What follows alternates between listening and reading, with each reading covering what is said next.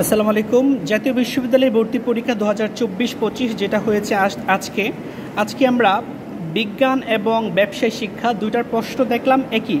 এটার ইংরেজি অংশটা আমরা সমাধান করব। আমরা বলছিলাম ইংরেজি প্রশ্নটা আমরা সমাধান করব। প্রথম প্রশ্নটা একটু খেয়াল করেন। She is not a teenager anymore, she looks quite dish now.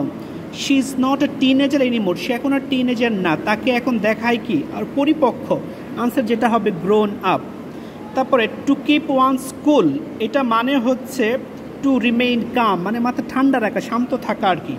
The buses are never on time, never আছে না নেগেটিভ শব্দ, তার মানে আমাদের কোয়েশ্চেনটা হবে অ্যাফার্মেটিভ, যেহেতু আর আছে তার মানে উত্তর কোনটা হবে বলেন, আর দে। পরে যদি বলি they were exempted from the penalty, exempt from মানে মুক্তি পাওয়া, এক্সাম্পটের পরে প্রেপোজিশন হিসেবে কি বসে, ফ্রম বসে। ইউরেকা, এটা খুবই বিখ্যাত একটা কথা, আর্কিমিডিসের একটা কথা। ইউরেকা মানে হচ্ছে আই হ্যাভ ফাউন্ড ইট, মানে আমি এটা পেয়েছি। Cut your coat according to your cloth মানে হচ্ছে আয় বুঝে বের করা, সঠিক উত্তর হবে অপশন সি, মানে you should spend within your means.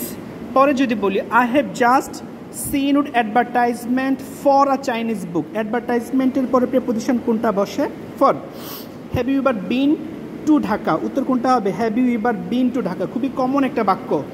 Do you know the importance of, the ইম্পর্টেন্সের পরে কোনটা হবে বলেন তো, অফ। আমরা জানি দায়ের পরে নাউন থাকলে এরপরে প্রেপোজিশন হিসেবে কোনটা বসে, অফ।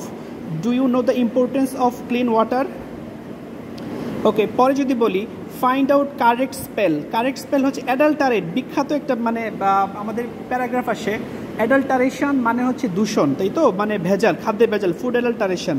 আর অ্যাডাল্টারেট হচ্ছে একটা ভাব, সঠিক উত্তর কোনটা হবে অপশন এ, অ্যাডাল্টারেট, TERAT, অ্যাডাল্টারেট। পরে যদি বলি আইডেন্টিফাই দ্য টেন্স, খুবই চমৎকার। শি স্পিক্স, সাবজেক্ট তারপরে ভার্বের শেষে এস বা ইয়েস আছে, এটা প্রেজেন্ট সিম্পল মানে প্রেজেন্ট ইনডিফিনিট, তাই তো, উত্তর কোনটা হবে option B.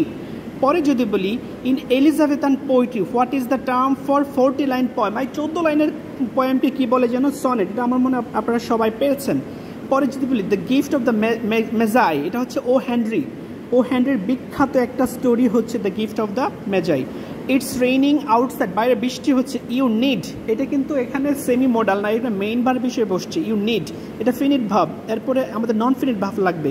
You need to bring an umbrella, এখানে ইউনিট কি হবে বলেন, টু ব্রিং, এটা হচ্ছে এখানে ফিনিট ভার্ব মেইন ভার্ব, তার মানে এরপর তো মেইন ভার্ব হওয়ার সুযোগ না, হবে নন ফিনিট ভার্ব, কিন্তু ইউনিটের পরে ব্রিঙিং হবে না, হবে কোনটা, টু ব্রিং। তারপর who wrote the fantasy novel, Harry Potter, এই হ্যারি পটার তো জে কে রাউলিংয়ের বিখ্যাত সৃষ্টি হচ্ছে Harry Potter. Which one of the following is the synonym of the word skill, স্কিলের সিনোনিম হচ্ছে ক্রাফটম্যানশিপ। শুনেন, ইনকম্পিটেন্স মানে অদক্ষতা, ক্লামজিনেস মানে নোংরা বা এরকম কিছু বোঝায়, ইনএপ্ট মানে অদক্ষ, ক্রাফটম্যানশিপ। তারপরে যদি বলি 17 number, he is strong enough to carry the burden, আমরা বলি শোনেন ইনাফ যেটা বসে অ্যাডজেক্টিভের পরে কি বসে, ইনাফ বসে, অ্যাডজেক্টিভের পরে ইনাফ বসে। He is strong enough to carry the burden, মানে বোঝাটা বহন করার জন্য সে স্ট্রং ইনাফ। We study